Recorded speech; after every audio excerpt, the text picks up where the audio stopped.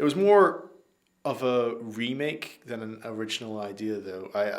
I'd written a script called in first year. I'd written a script called Hitmen or something like that. The Hit, that was it. Written a script called The Hit, and I was very displeased with that film. Why were you displeased with that? Oh, so many things went wrong with it. You know, this first year films, they end up being put on YouTube and locked, hidden away from the public. I wanted to do something different, and I wanted to take a step back from what I'd done for the last 2 years. So I saw Chris's idea, read through it, and I thought, you know what, I want to make a comedy film. This looks interesting. Let's roll with this. But yeah, I came up with The Hit back in first year and I felt like this story deserved a better film because it was a funny premise. And from two hitmen waiting in the car for their target, couples therapy developed. I guess the first building block was treatment and, you know, establishing the idea of the film before it was even completely written. With Chris taking the helm of director, I kind of thought, I'll just kind of sit back. There were other things I wanted to do outside of university anyway, so I thought, if I kind of take a step back on this, I just kind of play my role, do my bit. I usually edit everything that I'm involved in anyway, so I said I'll be editor, I'll help get things rolling, and I thought that'd be my role. Turns out didn't work that way. I've kind of produced pretty much everything apart from the script in this film. After the Christmas period, things started to slow down with the production, but after a few kicks up the arses, we got going again. For the location of the film, myself and Matt went to Newsham Park after it being suggested by Carl, one of the actors for the film. Well, the idea was originally written to be on a beach, which would have worked well. I still think it would have done. But in terms of practicality, especially for us, and with it being such a small shoot anyway, it was much more practical to shoot in a park, just mainly to do with wind and like travel in the first place anyway. So that naturally transitioned into a park. But yeah, we found Newsham, and Matt and I went on a quick little recce around the park. Had a short scare where we thought the park was just a small square of green grass, and we're like, can't shoot on this. But no, we find the actual Newsham Park with two massive lakes beside it, and we thought, yeah, this is the place. We went on a day that wasn't as representative of what it is 24/7. Yeah, no, it was a good location. It was just, again, it was more of a learning curve, I think, in how to manage a film in a specific location where you know there's going to be a load of people. Yeah, no, auditions were fun when we were in the moment right there. The whole setting up bit beforehand was alien to me, so I didn't know what I was doing, didn't know where to go. Well, auditions day started with Matt messaging me saying, hey, come in early so as we can set this all up. And I was like, yeah, okay. And turned up, moved tables. That massive table. The massive table. Moved a massive table through the room. A room that I'd never been in, by the way, but I was like, oh, we'll just do auditions here. But yeah, setting that all up, and it's like the first auditions that I'd done, I guess it was comforting to have other people there as well who it was their first time as well. Letty, Jack and Carl. But then shortly before the shoot, Carl pulled out, which was a shame. However, thankfully, Matt had his own contacts and got us another great actor in Liam. Yeah, no, we managed to get a room set up, and we got them to come down to the university, and we went through a whole like acting drill and see how they delivered the lines, stuff like that. And I think we were doing okay. Like me and Chris and Gaz were there for the first audition, and Carl, our tutor, said he was going to be there, and then he rocks up 20 minutes late, and we'd already kind of started the audition, and then he kind of backtracks through what we had already kind of done, and that's nothing on him. That was just, it was kind of nice to know that we'd done it right. Yeah, we'd done it right, and we'd started off on the right foot, and it kind of reaffirms that, yeah, you're doing good. This is how it's done. How did you feel the table read went? I thought it went well. Up until the point where dates got miscued and whatnot, because I thought everyone was on the same page. Apparently not. But apart from that, I thought it was good. I thought it established, again, that connection between the actors and how they interact with each other, not just on screen but off, and you get to know more of a feel for who's doing what and how they're doing it.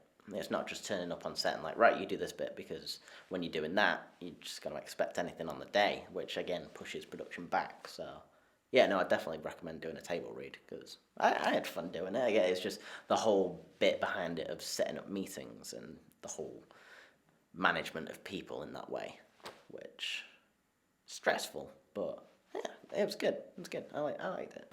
Human psychology is a fascinating thing. You know, it's when you do the studies, you get the degrees down, and you learn all the little wires and switches that make people tick. It's like you're sitting inside their head. You can make them do whatever they want. You can convince them of anything if you just phrase it the right way. And of course, these women, they are just, they just are there to be proven right. So it's like if I can tell them something that justifies all of the bullshit that they've got in their head, all of a sudden they're looking at me like I'm St. Augustus. And it's that easy. Like, the late night phone calls start, and these idiots who didn't look after their women, all of a sudden they're wondering why she's straying. Well, some guys get butthurt about that. Well, sorry, sunshine. If you'd taken better care of your woman, then she wouldn't have come to me in the first place. Yeah, well, that's it. That is the jogger right there. That's fun. When are you free? Yeah. You're good. How about we just keep it here and we'll just film all right? I can hear smells. Oh, bollocks. How do you feel the filming went? It was good. It was. I thought the first day went really, really well.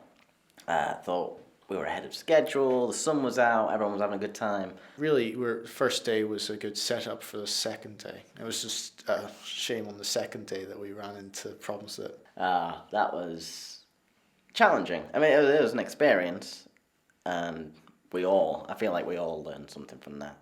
But, yeah, no, it kind of levels it out a little bit. To an okay shoot, it went okay. Second day shoot, turned up on set early in the morning. We were doing good time, getting some body dragging scenes in there, and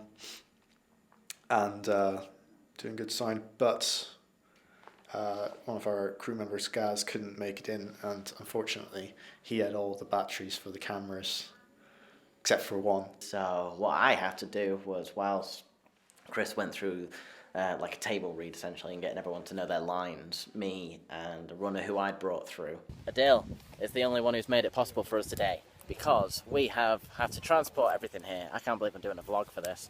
Funny, I like fishing. Yeah, we ran into town and we managed to go get a battery, luckily. I managed to get it charged up as well. I think the only reason why they charged it up for us is because we were in such a panic that I couldn't really say anything properly. She was like, "Oh, well, do you want this one?" I was like, and I think she felt so bad that we were in that situation. She managed to charge up not one, but the other camera battery that we had as well. And luckily, because of the way that we'd kind of timed it out, I mean, it didn't go too much without hiccup. It was like kind of running through, running through grass and then like running through water. That's pretty much what it was like. And we were so close to the end. But we had to kind of still walk through, and it was just... Final word from me. I'm tired, I want to go home. I'm fucked. Spoons? Spoons. Just want to get these fuckers to spoons. Bloody hell, we can't see you anymore. What happened?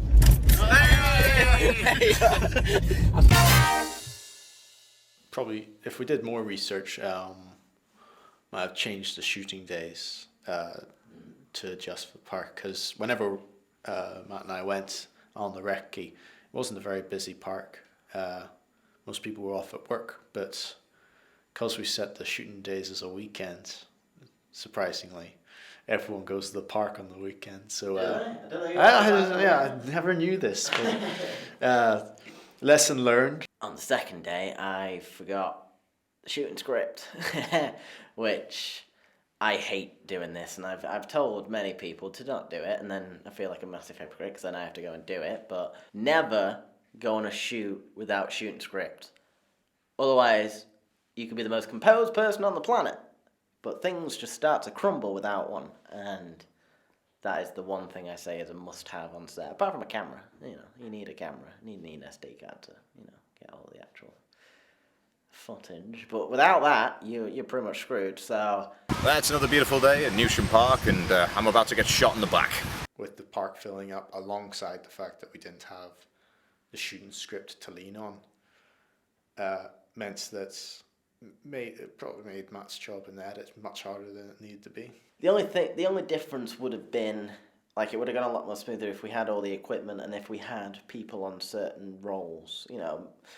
Most of the shoot was done with 3, then 2 people, so it's very hard to manage that sort of shoot when there's so much other stuff going on, especially when you've kicked it up a notch in third year and you've got actual actors coming in and you've got all different other aspects rolling at the same time, and it becomes hard, but again, we've managed with it perfectly fine. Don't send your camera batteries across the country to get charged. Just keep them by your chest where you know you're going to be nearby for the next day of the shoot. I think for me personally, I've learnt the most about casting. I've always kind of used people who I know in films. So going along the whole audition process and doing table reads and contacting people and managing people, all that aspect of it was great. That was fundamental to what I'm going to use in the future. Yeah, pretty much. Shoot your park days whenever no one else will be there, and have crew members who are local. And if you have crew members that you want to are going to need to travel, offer them a place that's local. Offer them somewhere to stay, because it's just not worth the hassle. Yeah, I'll tell her chill something. Don't restrict people to work in groups of just 5. Like, it's good from your point of view because you get to manage only a certain amount of teams and blah, blah, blah, and that's great for you. But that's not good for the people involved in those groups. Whenever you say, oh, let's go make a film, instead of people who say, why, all these people who are here learning how to make films, they're saying, oh yeah, why not? Let's go into a park and drag around a bunch of water bottles wrapped in a picnic blanket. Don't judge people off what's easiest for you, because it's not about you. We're paying $9,000 a year at the end of the day. It should be what we want, because it's our education. If we work better in a certain way, then that's how it should be managed. I think that's probably the most valuable thing I've got from uni, other than this piece of paper that's going to say I've got a bachelor's honour. It's the people that you meet here who are all why not people.